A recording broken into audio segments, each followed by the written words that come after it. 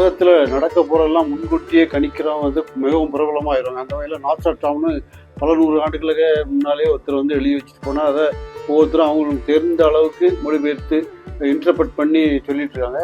அந்த வகையில் பாபா வங்கான்னு ஒரு பெண், அவங்க சொன்னதெல்லாம் சொல்லி இப்போ பலரும் பீதியை கிளப்பிட்டு இருக்காங்க.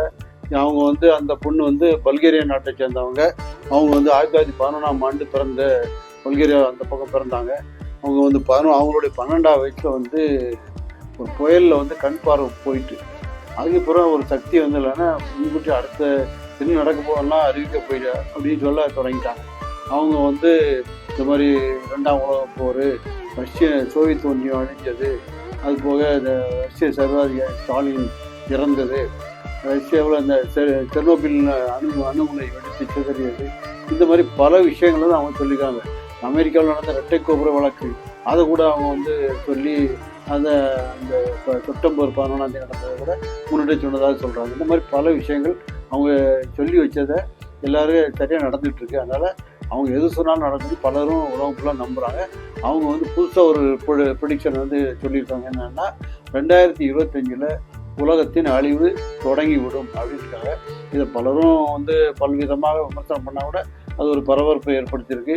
அதுபோக அந்த அழிவுனால 2043 ஐரோப்பிய நாடுகளே இல்லாமல் போயிடும் அப்படின்னு இருக்காங்க. ஏன்னா ஐரோப்பிய நாடு இப்போவுமே பல விஷயங்களில் அந்த பிறப்பு இதெல்லாம் குறைஞ்சி வந்துட்டு இருக்கு. அது ஒரு பிரச்சனை இருக்குது. இதெல்லாம் அவங்க சொல்லியிருக்காங்க. அது போக 2076 உலகம் ஃபுல்லாக அழிய தொடங்கி 5079 இந்த உலகத்தும் எதுவுமே பூமி உண்டு இருந்தால் கூட மற்ற எதுவும் மனித இனமே இந்த மாதிரி எதுவும் இருக்காது அப்படின்னு அவங்க கணித்திருக்கிறதாக சொல்கிறாங்க. அவங்களுடைய கணிப்பை வந்து பலருக்கு பல விதமாக இன்டர்பிரட் பண்ணி புதுசாக சொன்னால் கூட அழிவு போலிகள்லாம் வந்துட்டுருக்கு. ஆனால் இப்போ சொன்ன 2025 உலகத்தின் அழிவு தொடங்கி விடுங்கிற கணிப்பு வந்து எல்லாரையும் ஒரு சிந்திக்க வச்சு, இந்த மாதிரிலாம் நடக்குமா நடக்காதா? ஏன்னா இப்போ வந்து உலகம் ஃபுல்லாக வார், எங்கே ரஷ்யா உக்ரைன் வார், இஸ்ரேல் ஈரான் வார், இந்த மாதிரி நடந்துகிட்ருக்கு. பல நாடுகளையும் குழப்பங்கள் இருக்குது. இதெல்லாம் நடக்கும்போது அந்த மாதிரி நடக்குமா அப்படின்னு எல்லோரும் மனதில் ஒரு கேள்வி எழுதுது.